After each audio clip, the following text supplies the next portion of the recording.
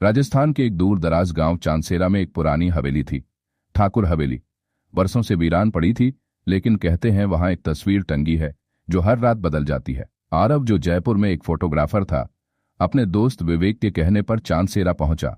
उसे लोक कथाओं पर एक प्रोजेक्ट करना था और ठाकुर हवेली इसके लिए एकदम परफेक्ट थी। गांव के बुजुर्गों ने मना किया, उस हवेली में मत जाना बेटा, वो तस्वीर जिंदा है। मगर आरव नहीं माना। पहली रात को आरव और विवेक ने तस्वीर की फोटो खींची। उसमें एक औरत लाल साड़ी में खड़ी थी, मगर जब उन्होंने अगले दिन कैमरा देखा तो फोटो में औरत की आंखें सीधी उनकी ओर देख रही थीं। विवेक ने हंसते हुए कहा, चलो भाई, फोटोशॉप में इसे डरावना बना देंगे। मगर उसी रात हवेली के दरवाजे अपने आप खुलने लगे। नीचे तखाने से रोशनी झांक रही थी। तखाने का सच हिम्मत करके दोनों दोस्त नीचे गए। वहां दीवारों पर वही औरत की तस्वीरें थीं। हर तस्वीर में वो किसी और के साथ खड़ी थी और आखिरी तस्वीर में आरव और विवेक थे। आरव ने कांपते हुए पूछा, ये कैसे हो सकता है? एक बूढ़ा आदमी अचानक अंधेरे से निकला, बोला, जिसका चेहरा इस तस्वीर में आ जाए उसकी आत्मा हवेली की कैद हो जाती है। विवेक डर के मारे बाहर भागा, मगर दरवाजा अपने आप बंद हो गया। सुबह गांव वाले आए तो देखा हवेली फिर से बंद थी और अंदर दीवार पर एक नई तस्वीर टंगी थी। आरव और विवेक, और उनके पीछे लाल साड़ी वाली औरत मुस्कुरा रही थी।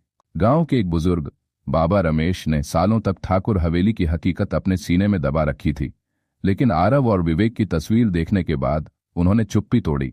उन्होंने बताया, वो औरत, उसका नाम था चारुलता। वो ठाकुर जगत सिंह की पत्नी थी, बहुत खूबसूरत, समझदार। लेकिन ठाकुर को शक हो गया कि उसका रिश्ता किसी नौकर से है।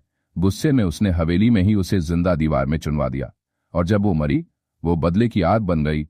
आत्माओं की पुकार। आरव की आत्मा अब तस्वीर में कैद थी, लेकिन उसका कैमरा, जो उसने गांव में एक बच्चे को दे दिया था, अब सब कुछ रिकॉर्ड कर रहा था, यहां तक कि तस्वीर की हर रात बदलती शक्ल भी।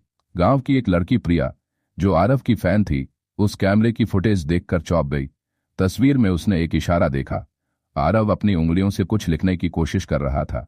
STORE, store. प्रिया सीधा हवेली गई और तहखाने के पीछे के कमरे में पहुंची। वहां लकड़ी का एक पुराना स्टोर था। दरवाजा खोला तो धूल और किताबों के ढेर में एक पुराना पत्र मिला। चारुलता का आखिरी खत। उसमें लिखा था, अगर कोई मेरी सच्चाई जान ले और मुझे न्याय दे तो मैं मुक्त हो जाऊंगी।